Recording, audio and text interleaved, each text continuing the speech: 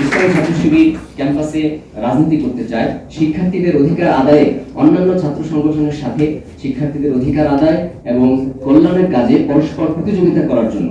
ইসলামী ছাত্র শিবির ক্যাম্পাসে রাজনীতি করতে চায় জাতীয় স্বার্থ সচেতন ও দেশপ্রেমিক নেতৃত্ব গড়ে তোলার জন্য।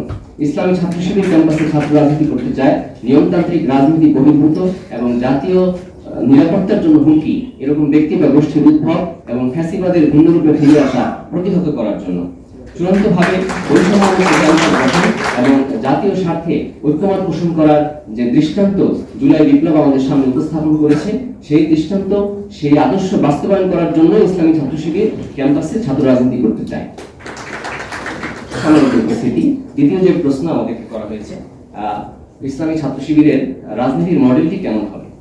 ইসলামী ছাত্র শিবিরের রাজনীতির মডেলটি যেমন হবে, ছাত্র শিবির মনে করে ছাত্র রাজনীতি হবে মার্কেট প্লেস অফ আইডিয়া, যেখানে বৈচিত্র্যময় আইডিয়া থাকবে, নানা মত থাকবে, পথ থাকবে, নানা আদর্শের প্রচার থাকবে, প্রসার থাকবে, যুক্তিতর্ক থাকবে, আলোচনা থাকবে, প্রতিযোগিতা থাকবে। স্বাধীনভাবে একজন শিক্ষার্থী যে কোনো মত, যে কোনো পথকে পছন্দ করে নেবে অথবা অপছন্দ করবে। এখানে যুক্তিতর্ক এবং আলোচনার মাধ্যমে রাজনীতি এগিয়ে যাবে, সংঘাত এবং নির্মূলের রাজনীতি এখানে থাকবে না। ইসলামী ছাত্র শিবিরের ক্যাম্পাস রাজনীতির মডেল হবে হল পরিচালনায় ছাত্র সংগঠন বা ছাত্র নেতৃত্বের কোনো সংশ্লিষ্টতা থাকবে না, বরং হল চালাবে প্রশাসন। সিট বন্টনের ক্যাম্পাসে শিক্ষার্থীদের আবাসন সংকট যুগের পর যুগ ধরে চলে আসছে, ক্যান্টিনে খাবারের মানের সমস্যা যুগের পর যুগ ধরে চলে আসছে। একটি আধুনিক লাইব্রেরির জন্য পড়ুয়া শিক্ষার্থীরা প্রতিনিয়ত হাহাকার করে যাচ্ছে, এই সকল সমস্যার কোনো সমাধান হচ্ছে না। ইসলামী ছাত্র শিবিরের রাজনীতির মডেল হবে শিক্ষার্থীদের ন্যায়সঙ্গত অধিকার এবং যৌক্তিক দাবি দেওয়া বাস্তবায়নই হবে ইসলামী ছাত্র শিবিরের প্রধান রাজনীতির এজেন্ডা।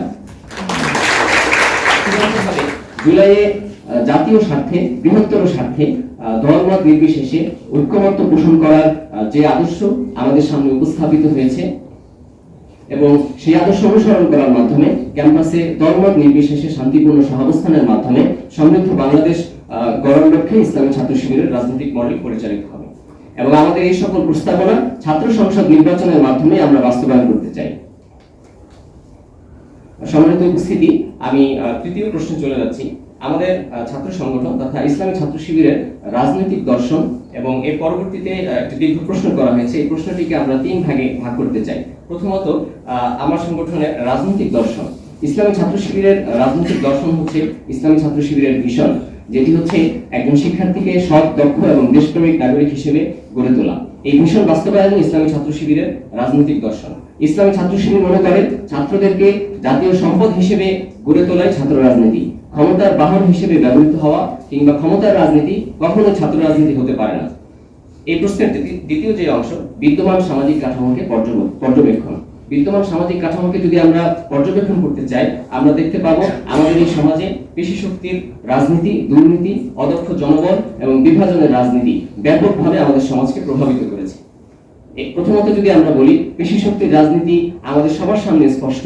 দীর্ঘ সময় ধরে ক্যাম্পাস এবং জাতীয় রাজনীতির পরিসরে পেশি শক্তির রাজনীতি কত শত, কত সহস্র প্রাণহানির ঘটনা ঘটিয়েছে, জাতীয় শান্তি ও শৃঙ্খলা, নিরাপত্তা বিঘ্নিত করেছে।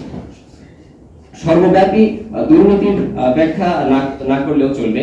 অদক্ষ জনবলের বিষয়টি আমাদের প্রতিনিয়ত উপলব্ধিতে আসে যখন আমরা যে কোনো সেক্টরে সেবা গ্রহণ করার জন্য যাই।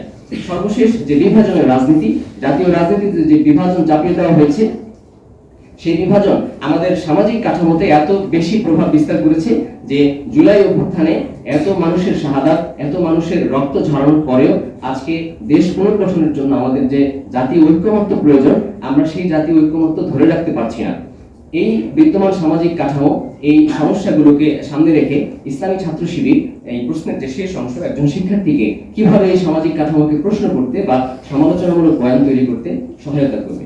ইসলামী ছাত্র শিবির একজন শিক্ষার্থীকে তার যে ভীষণ সদক্ষ এবং দেশপ্রেমিক নাগরিক হিসেবে গড়ে তোলার যে কর্মসূচি, সেই কর্মসূচির 5টি দফার মধ্যে পঞ্চম দফায় সুস্পষ্টভাবে উল্লেখ করা হয়েছে যে অর্থনৈতিক শোষণ, রাজনৈতিক নিপীড়ন এবং সাংস্কৃতিক আগ্রাসন থেকে মানুষের মুক্তির জন্য সর্বাত্মক সংগ্রাম।